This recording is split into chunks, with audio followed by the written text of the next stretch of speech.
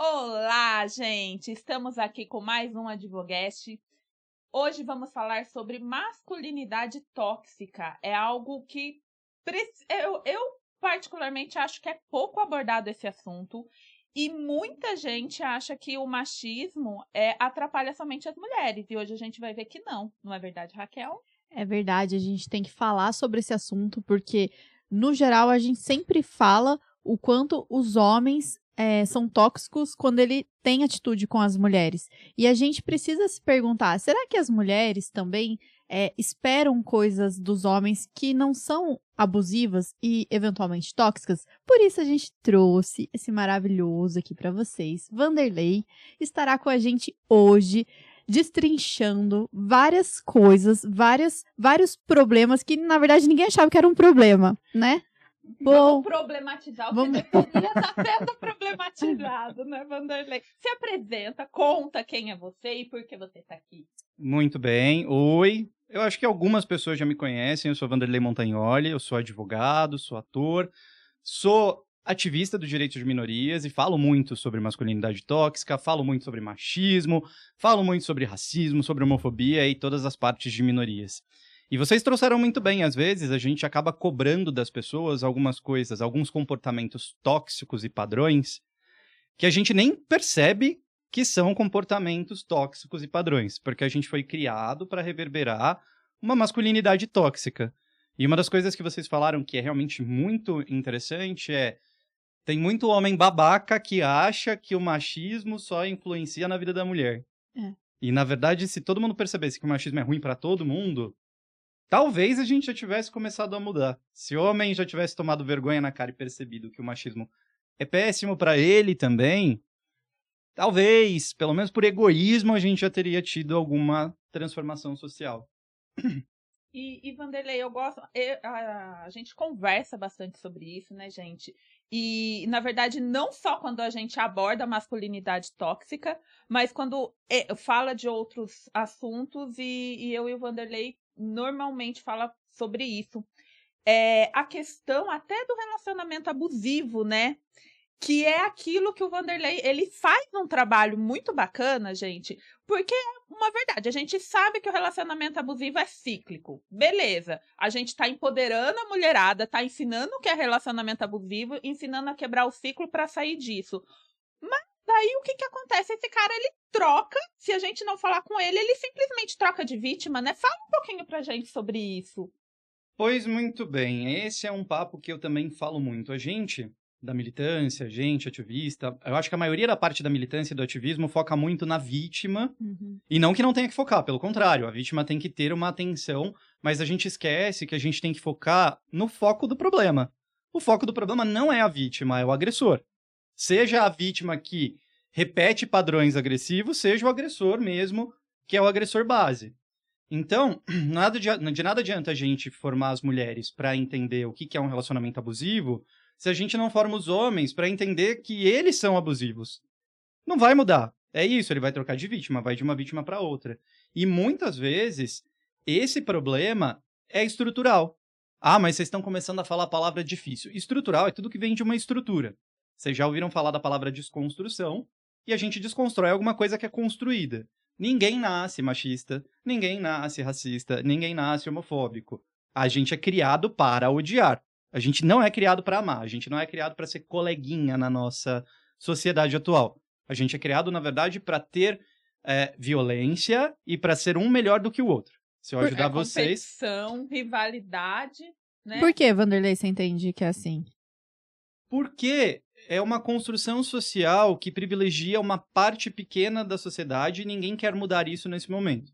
A gente pode citar Marx aí no meio do caminho, a gente pode citar vários teóricos que vão colocar que a gente tem uma parcela da sociedade que é privilegiada, mas que quem colocou ela lá?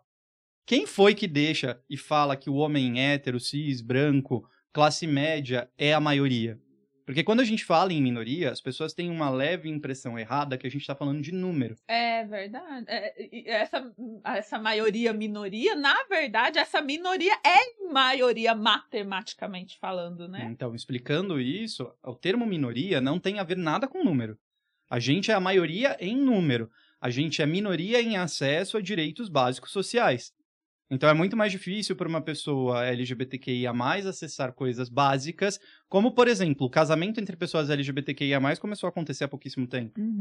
Como para as pessoas negras era muito mais difícil o acesso à educação, porque a população negra hoje continua tendo uma diferença de valor em relação ao que recebe de salário e dos trabalhos que consegue. Como é a questão da mulher que não podia votar até 40, 50, 60 anos atrás. Sim.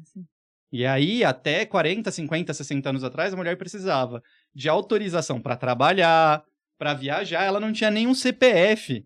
Sim. Então, até o passaporte vinha lá assinado pelo marido. Exatamente. Teve uma vez que eu peguei um negócio que eu fiquei chocado, que o moço deixava... Eu permito que a minha mulher seja farmacêutica e faça faculdade para ser farmacêutica. Nossa. Quando a gente achou que isso era interessante? E é daí que já vem as estruturas da masculinidade tóxica, porque o machismo vai tanger para isso. E o que é essa masculinidade? Protege para que essa estrutura não seja desconstruída. Exatamente. Né? Vamos lá para a pergunta que não quer calar. O que é uma masculinidade tóxica, então? Então, o que é uma masculinidade tóxica? O que é masculino? A gente já começa com essa pergunta. O que é masculino e feminino? A sociedade coloca como masculino uma figura de virilidade, uma figura de agressividade. O homem tem que ser agressivo, senão ele não é homem. O homem tem que ter uma voz grave, porque se o homem tem uma voz aguda, ele não é homem. Ah, mas o homem não pode demonstrar sentimentos, porque senão ele não é homem.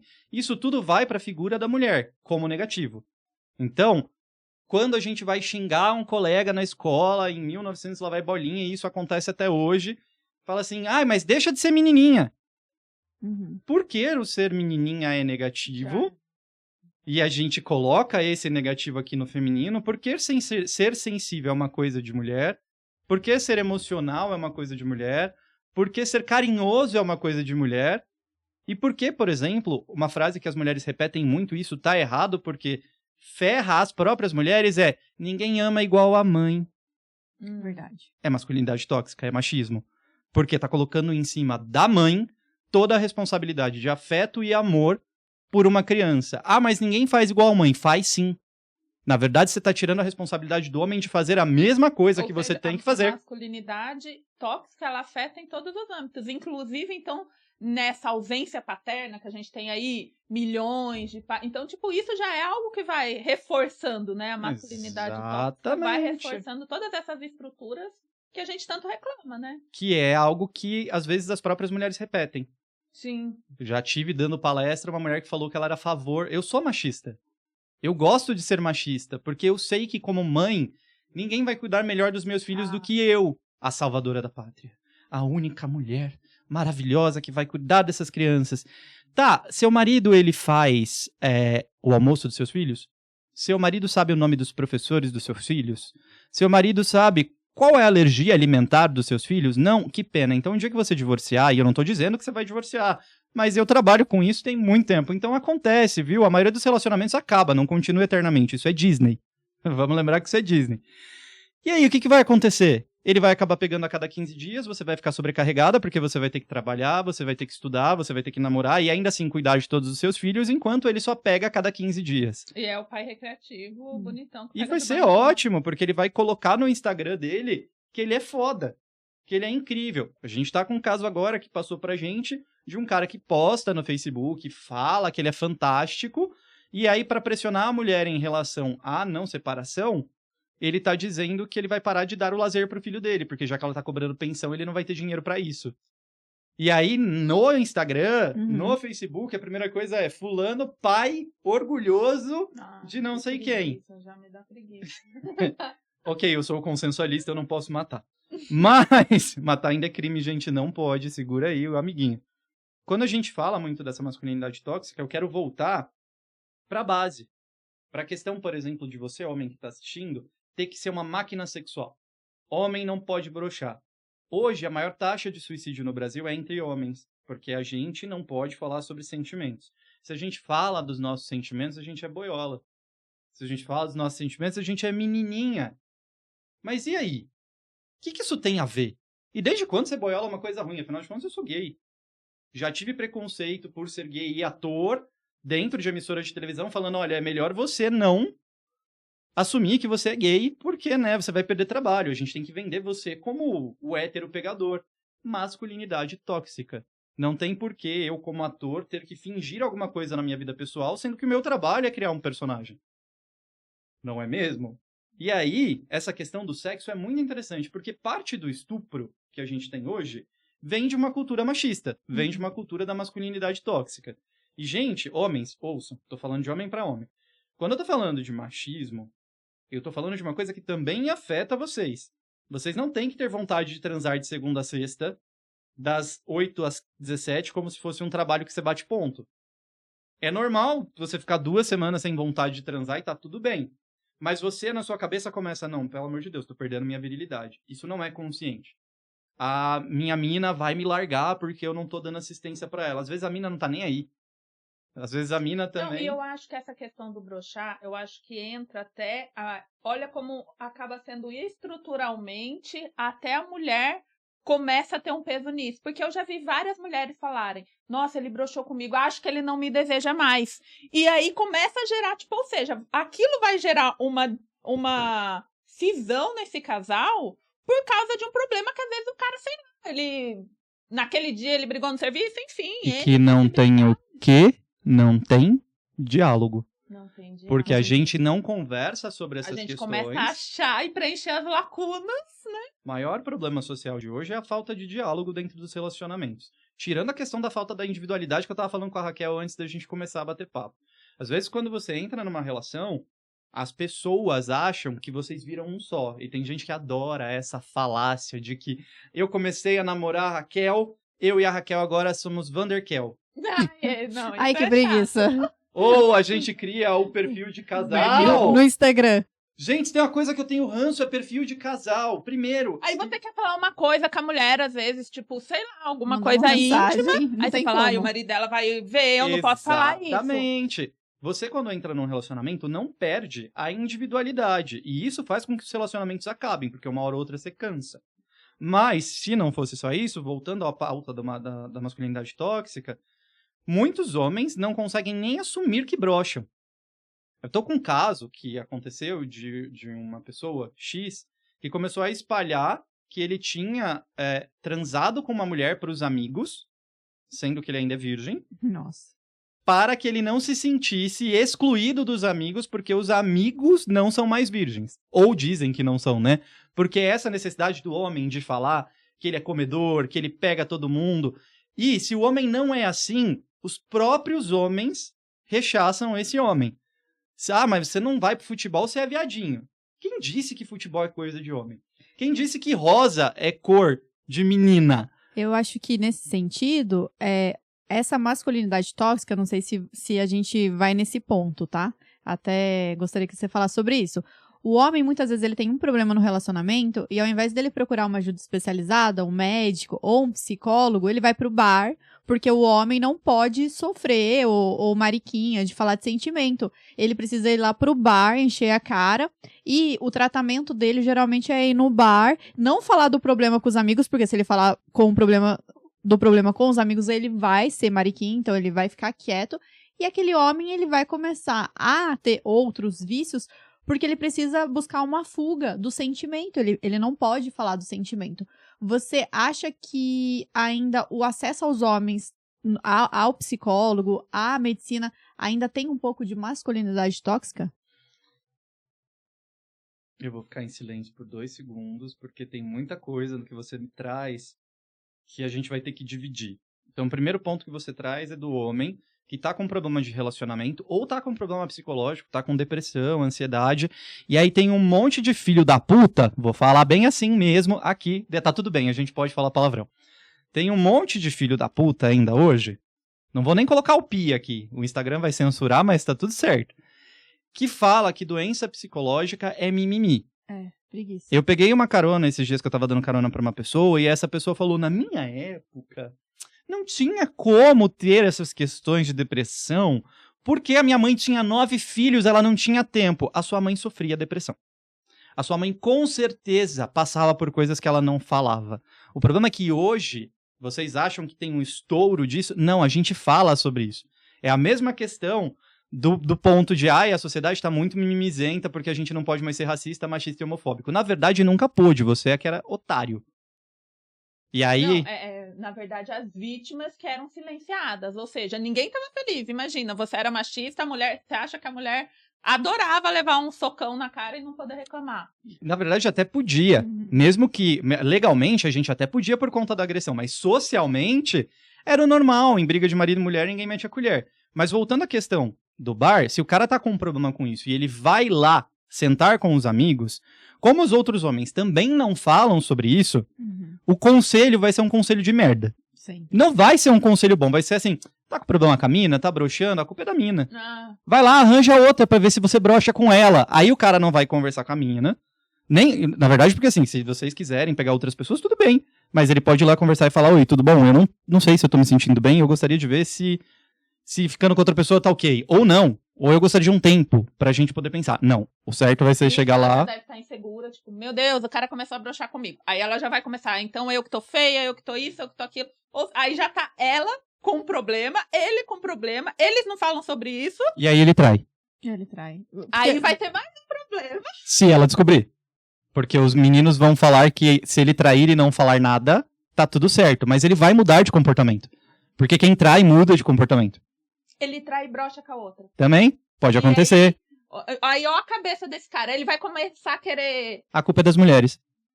Aí a culpa não vai ser dele. Vai virar Red Pill. Pelo amor de Deus, virem qualquer coisa menos Red Pill. Porque Red Pill é uma pessoa doente. É verdade. A gente acha aqui que pode falar sobre isso de tranquilidade. É porque o que me deixa louco, assim, hoje eu vou falar uns palavrão aqui porque eu acho interessante. Mas é assim, o que me deixa louco é como a gente naturalizou que pessoas burras, pessoas ignorantes, pessoas estúpidas, podem sair pela internet falando um monte de besteira e aí vai ter gente aplaudindo burrice. Tipo, sem base alguma. Se fosse só burrice, né? Eu acho que seria ok. Mas o problema são coisas ignorantes e que, espalhadas pela internet, viram verdades e que contribui absurdamente para o número de violência, contribui absurdamente para o número de machistas e propaga-se uma mentira desses do Red Pill, estigmatizando muito a mulher como um objeto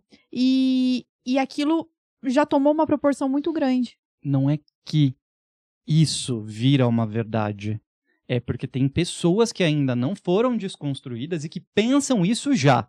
E aí, quando eu falo pra você... A gente reforça aquela estrutura que a gente falou no começo. Exatamente. E é aquele negócio, né? Porque as pessoas falam muito a questão assim, eu tô na minha zona de conforto. E muitas vezes o zona de conforto não significa que é confortável. Significa que é o que você conhece. E a nossa mente prefere, mesmo que desconfortável, o que a gente conhece. Então, essas pessoas não desconstruídas, essa estrutura tá ótima pra essas pessoas, porque é o que ela conhece, é o que é confortável, né? O que a Raquel estava falando, e eu tô falando dessas pessoas, é, por exemplo, o efeito de um discurso de manada.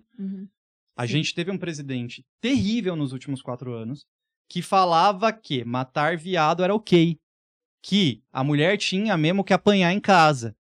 E aí é óbvio que as pessoas que estão nessa zona de conforto, que não é confortável, mas repete um padrão de masculinidade tóxica, vai claramente seguir isso. Quando a gente tem uma figura de poder que repete isso, como a gente aqui, se eu repetir alguma bobagem agora, e eu sei da minha responsabilidade como influenciador, da minha responsabilidade como ativista, em não falar bobagem, e se eu falo bobagem, eu peço desculpas porque eu também estou em desconstrução, e posso cometer coisas machistas, posso falar coisas racistas, até ser homofóbico sendo gay, tá tudo certo.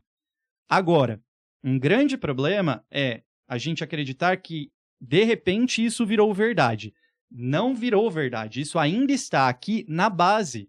A gente tem que mudar a base. Porque quando eu estou dando palestras para alunos de ensino médio, muitos deles falam, eu aprendi com o meu pai, eu aprendi com a minha mãe. A minha mãe aceita e ela fala que lugar de mulher é na cozinha.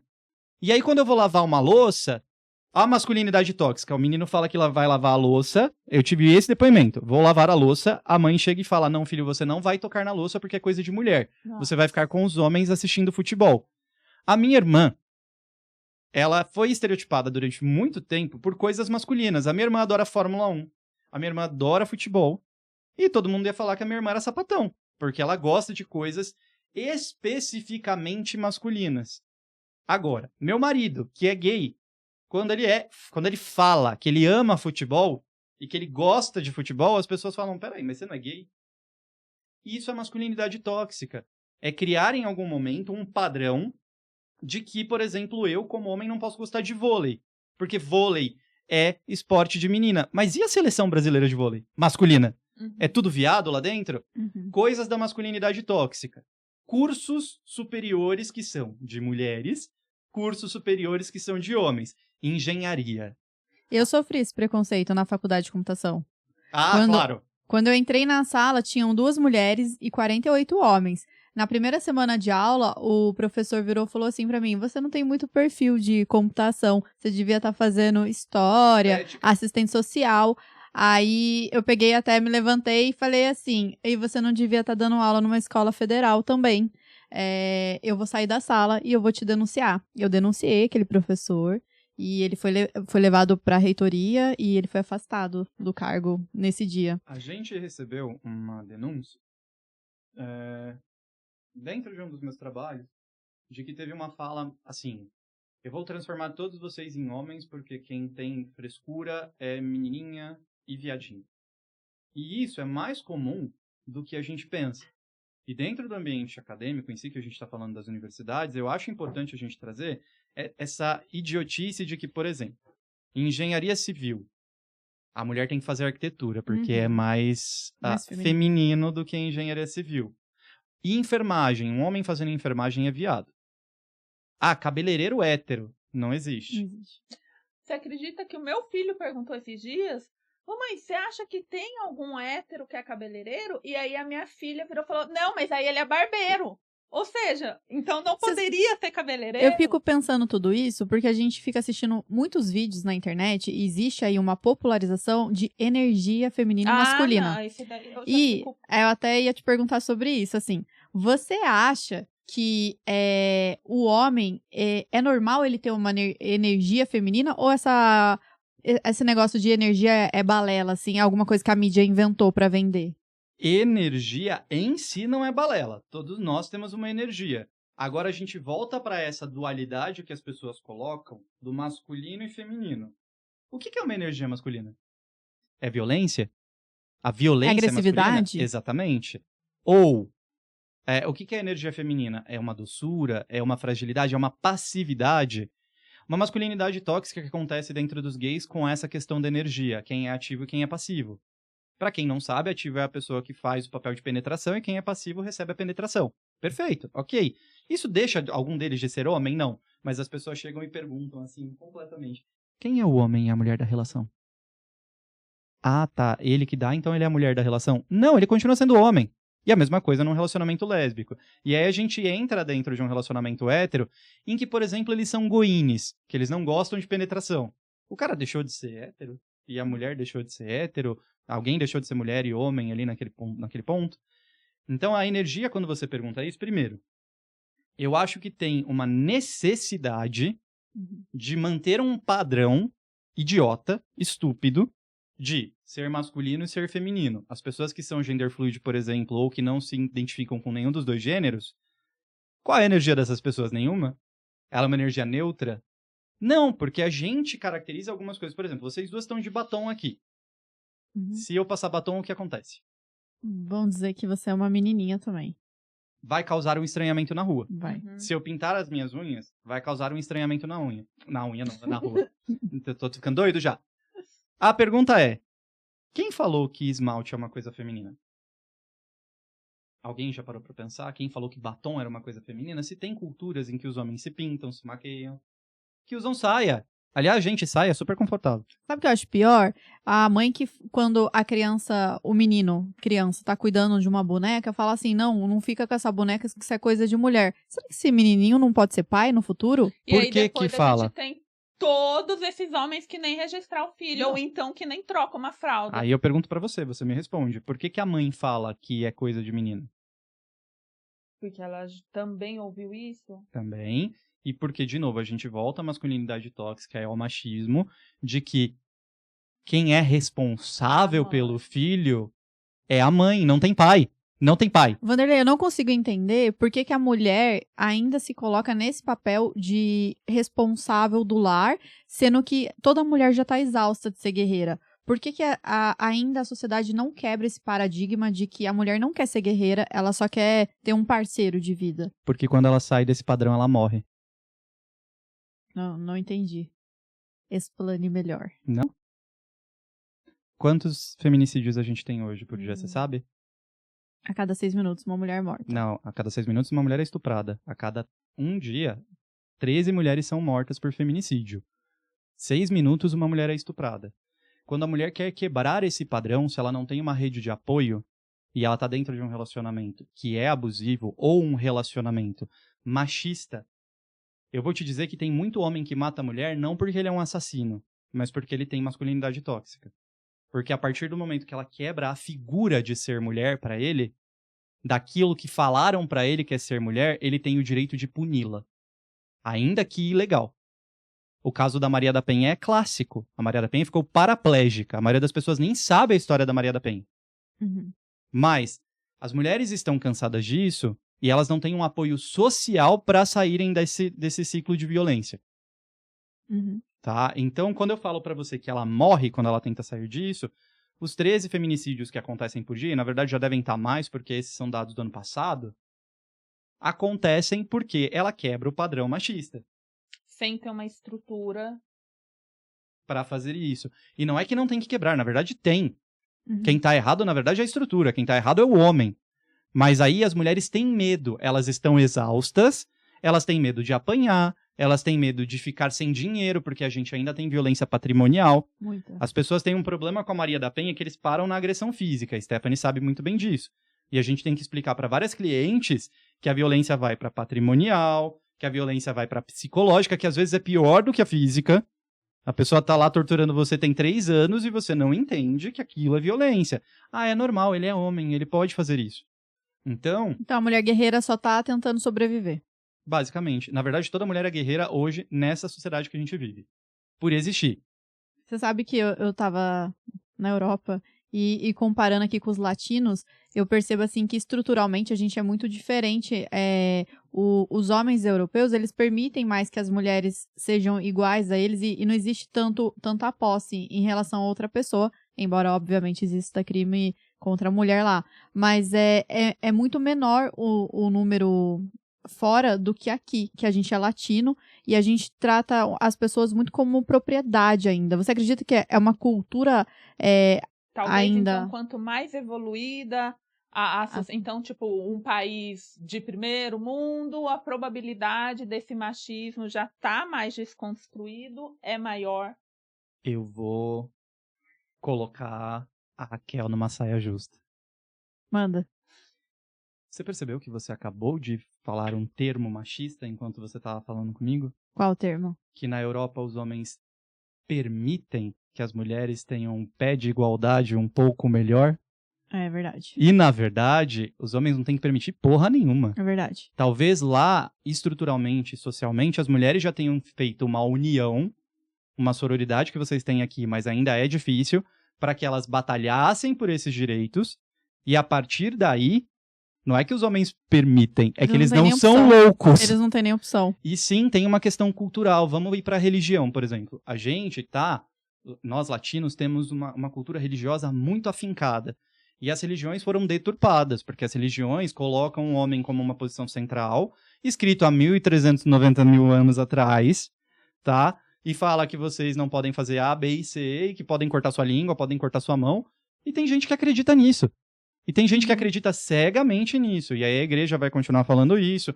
Igrejas evangélicas têm muito isso, de colocar o homem numa posição superior. Uhum. E ao invés de pregar amor, prega violência. E o pior pra mim é que essas pessoas que deveriam estar pregando amor estão fazendo os números da verdade. violência aumentar.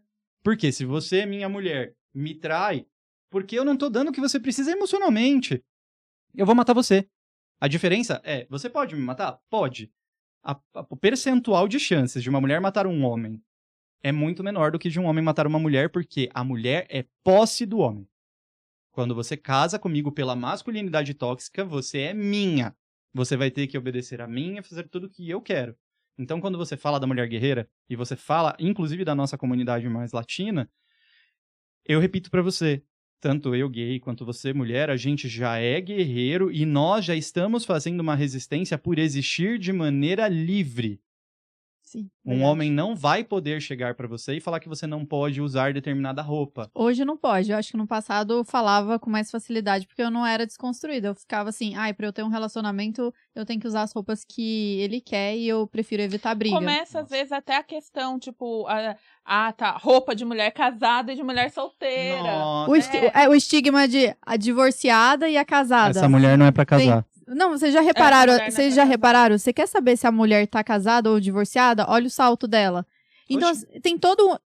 se você olhar no Instagram, você vê assim, a mulher casada sofrida e a mulher solteira com o saltão alto e uma roupa diferente. É como se a mulher, dentro do relacionamento, ela tivesse aprisionada. Sim. Isso é ótimo, porque você percebe que é isso que ela acabou de falar.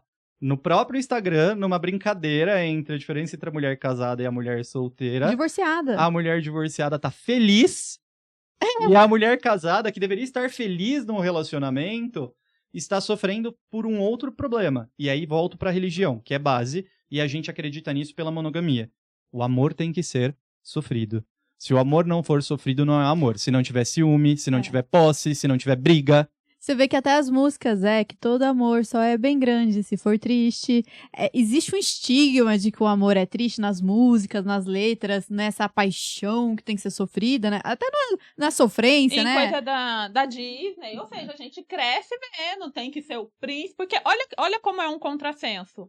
Se fica muito claro que o casamento ele seria uma prisão para a mulher, ainda assim, muitas mulheres buscam casamento como meta de vida. E por que acontece isso? E a pergunta é, por que a mulher quer ser triste, então? Porque, na verdade, a gente volta pra mesma questão. É padrão. Eu não quero sair do padrão porque eu vou ser rechaçada. Rechaçada é uma palavra que eu uso sempre. Se vocês estiverem ouvindo, ela vai ser ameaçada, ela vai ser agredida. Se ela sair desse padrão. Porque, na verdade, a mulher que não tem um relacionamento ou é casada é uma mulher infeliz. Ela não atingiu os objetivos que a sociedade espera dela e ela deve ter um problema muito grande, né? Não, peraí. Mas isso aí é uma coisa muito comum. Quantas vezes vocês já ouviram gente falando de maneira negativa que uma mulher de 35 anos que não casou, mas peraí, ela nunca casou? Como assim ela não tem marido? Ela não vai ser mãe?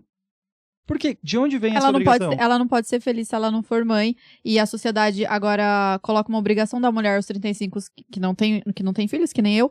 Você tem que congelar seus óvulos, porque você já está velha demais e seus óvulos estão passados e daqui a pouco você pode nem ter filho. Então, acho que esse peso de ser solteira hoje na sociedade, as próprias mulheres casadas, às vezes... Sem querer, né? Sem querer querendo, o machismo, ele pulsa ali. E ele acaba prejudicando a mulher solteira. Ponto de masculinidade tóxica que você trouxe, ela pode falar e você pode falar. Você tá solteiro. Homem solteiro que pega um monte de mulher é o pegador. Mulher solteira que pega um monte de homem é a puta. Vagabunda. Não, e esse cara, se ele acordar amanhã e falar assim, hoje decidi que agora eu quero ter um relacionamento, ele vai conseguir. Ninguém vai questionar, mas você ficou com 499 mulheres? Agora, aquela mulher, se ela falar, tá bom, mas agora eu decidi ter um relacionamento, a probabilidade dela não conseguir vai ser muito grande, porque os caras vão falar o quê? Mas você é uma vagabunda, cada hora você tá com... Não. Você não é pra casar, você não é pra assumir. E existe um estigma muito grande que eu acho que é o pior, que é assim, é a mulher pra casar e a mulher não pra casar. A mulher pra casar é aquela que fica em casa os finais de semana, que cozinha, que não bebe, não fuma, não tem nenhum vício, usa roupas bem comportadas e espera-se que ela seja uma boa mãe por causa de todas essas características. Agora a mulher que sai, a mulher que trabalha, aí eu escuto muito assim, mas ela trabalha demais, ela usa a roupa que ela viaja pra onde ela quer, ela faz o que ela quer, então assim, ela não tem um perfil de que quer casar. Aí você fica assim, existe... Aquele Red Pill não fez lá falando que mulher direita... Ainda bem que...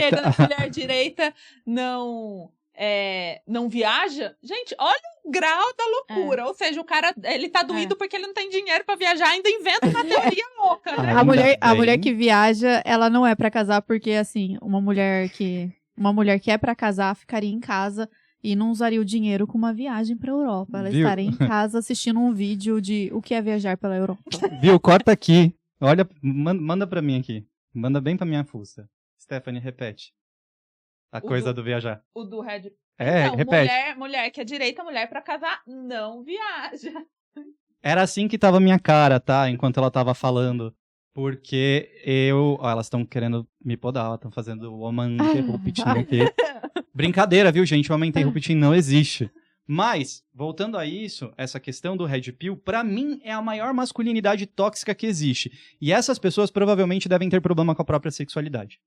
Porque quando um homem, ele realmente está tranquilo com a sua sexualidade, ele não é homofóbico, ele não é machista. Por quê? Porque ele tá tranquilo com aquilo. Então, ele vai tratar a mulher como igual, que é o que ela é. Ok. Ele não vai sair falando, olha o viadinho ali. Olha, a maioria das pessoas que faz isso tem vontade de ser e não consegue. Porque socialmente não pode. O nome disso é egodistonia. Depois vocês pesquisem, joguem no Google, porque é isso. Muita gente que fala e que tem raiva tem alguma coisa reprimida, seja na sexualidade, seja na criação, seja no que for. Então, nesse ponto que vocês duas estão trazendo dos Red Pills, é o chorume da masculinidade tóxica. Eu não suporto ver vídeos assim, tenho vontade de vomitar, eu tenho vergonha que existam pessoas assim. E aí eu volto àquilo que eu falei pra vocês, da naturalização da imbecilidade. Você vê que esse homem é imbecil, e ele criou um manual de gente imbecil. Como ser imbecil, né? E aí todo mundo fala, oba, você é imbecil! Eu acordei com a vontade de ser imbecil. Mas na verdade vocês falaram que a pessoa só se identifica com aquilo porque ela já acha que ela finalmente fala, graças a Deus alguém tá falando. Deram voz à minha voz interior e agora eu estou me sentindo representado. E é isso. Sou imbecil. E é isso. Gente, o papo tá muito bom, mas a gente precisa agradecer o Vanderlei por ter explicado pra gente. Dado uma pincelada, a gente precisava falar disso semanalmente, eu acho, né? A gente traz um parte 2 da masculinidade tóxica. Vanderlei, foi muito bom, foi muito rápido, mas a gente vai voltar, vai falar sobre isso. A gente gostaria que você deixasse uma mensagem sobre como você acredita que a sociedade pode melhorar em relação à masculinidade tóxica. Na verdade, antes de te dar essa mensagem, eu queria olhar bem no fundo dos olhos dos homens que estão assistindo e dizer, eu não tenho nada contra vocês. Eu também sou homem. Eu também passei por todas as questões da masculinidade tóxica. Quando eu entendi que eu era LGBTQIA+, porque ninguém vira LGBTQIA+, eu não podia ser afeminado, porque ser feminino era uma coisa negativa. E uma vez um cara terminou comigo e eu fiquei falando, será que é porque eu sou afeminado? E eu me gravei por 2 semanas pra ver se eu não era feio, se eu não era afeminado. E aí eu passei por um abuso, eu homem, olha homem passando por abuso, por um outro cara que me forçou a transar 8 vezes no mesmo dia quando eu não queria. Mas eu sou homem, eu tenho que fazer. Então quando eu tô falando de homem pra homem sobre masculinidade tóxica, eu tô falando que a gente não precisa ser babaca. E eu não tô dizendo que você é babaca porque você quer, eu tô dizendo que criam você pra ser babaca. Me criaram pra ser babaca. E aí é uma escolha nossa, uma opção nossa, continuar repetindo esses padrões depois que a gente tem consciência de que eles não estão corretos. E isso reflete, sim, no seu relacionamento com as mulheres.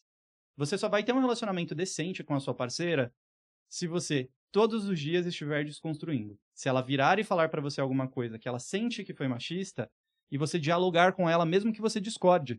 Porque ela está falando de um lugar que ela entende. Eu detesto a questão do lugar de fala só, assim, não explicado. Ela está falando de um lugar de fala originário. E a partir daí, nós homens criamos um lugar de fala social.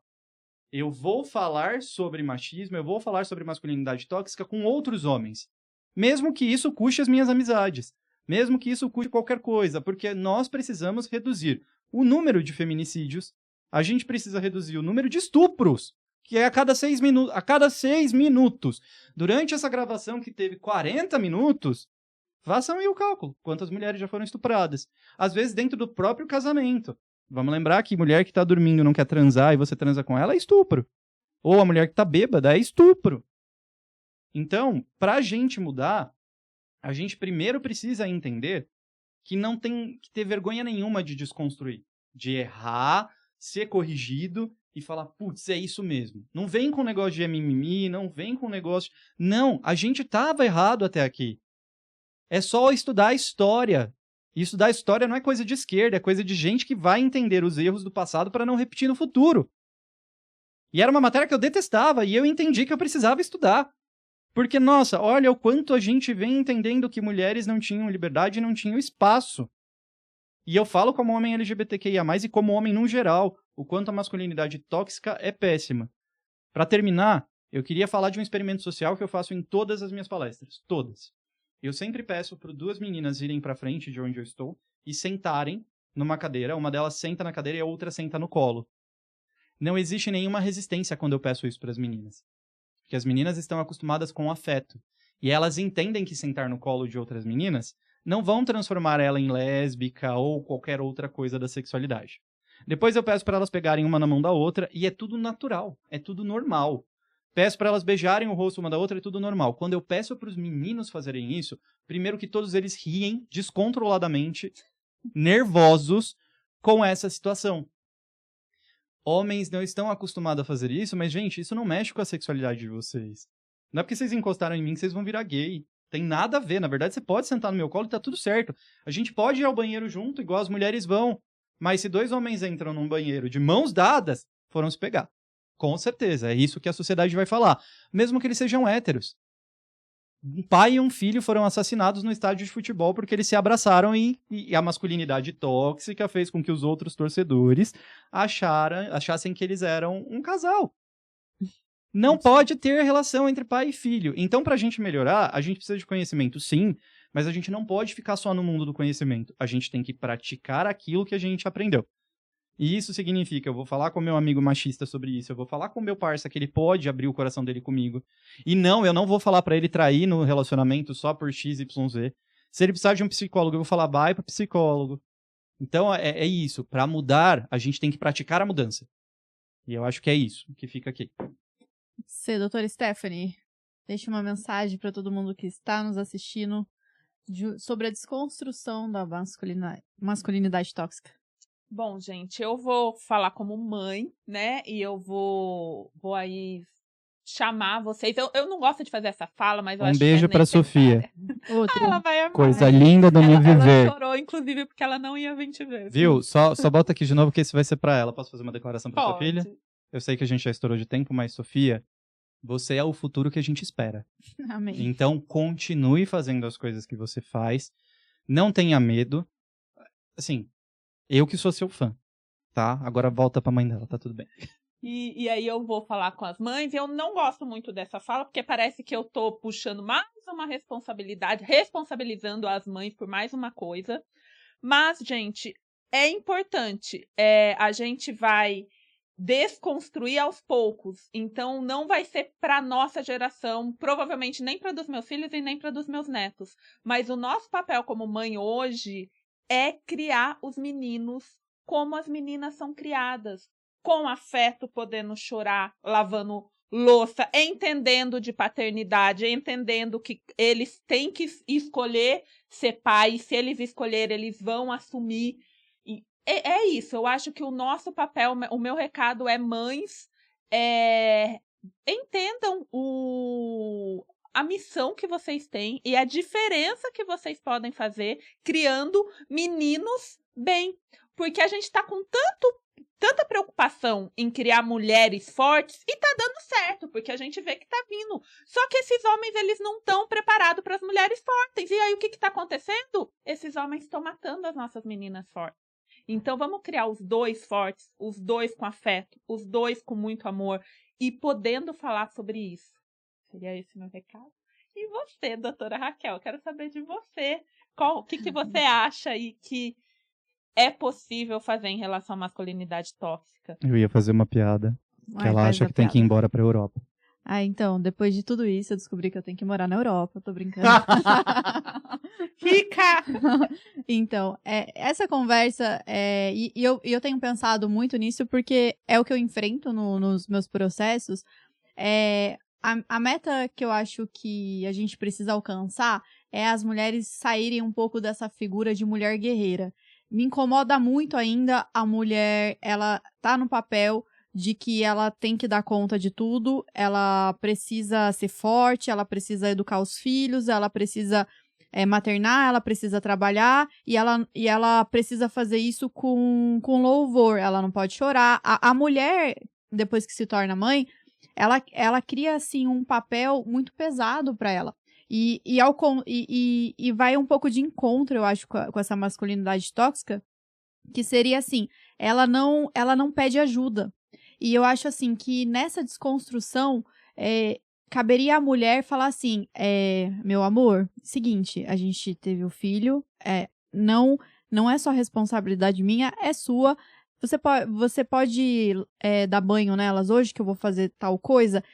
Dividir as tarefas. E eu acho que a mulher precisa sair dessa figura de guerreira para ser a mulher que fala assim, não, eu preciso dividir o que é responsabilidade dele. Ele não tá fazendo um favor, ele tá só fazendo o que precisa ser feito. Ele não tá levando na escola, por favor. Ele não tá levando para pegar um lanche, por favor. Ele não tá dando banho, por favor. Ele tá cumprindo a função social dele. E eu acho que, a partir do momento que a mulher entender que ela não é uma guerreira, que ela não precisa se pôr no papel de Xena e que ela precisa dividir os papéis em casa, a própria criança vai entender, nossa, meu pai também faz as atividades que a minha mãe faz. E culturalmente a criança vai entender que o pai e a mãe têm um peso igual na vida e que os dois dividem tarefas. Então, culturalmente, a gente precisa quebrar a cultura de que é a mulher que tem que levar na natação, a mulher que tem que levar no inglês, a mulher que tem que acordar de manhã e dar o café da manhã, a mulher que tem que colocar na cama pra dormir, a mulher que tem que dar banho.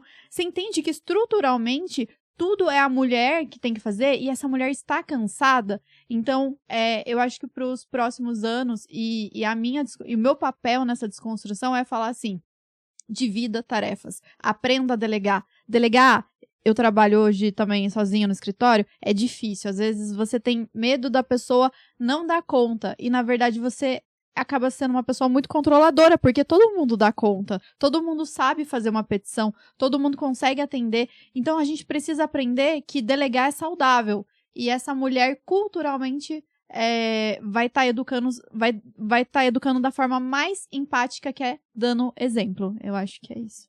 Só um adendo, gente, pra quem não sabe, Xena é um seriado da nossa época. Então, se você é adolescente e tá assistindo isso, se você sei lá, tem 20 e tantos anos, você não vai saber quem é Xena Princesa Guerreira, mas procura Xena Princesa Guerreira, que é maravilhoso, tá? É isso, gente. Obrigada. Obrigada. Até mais. Até a próxima. Maravilhoso.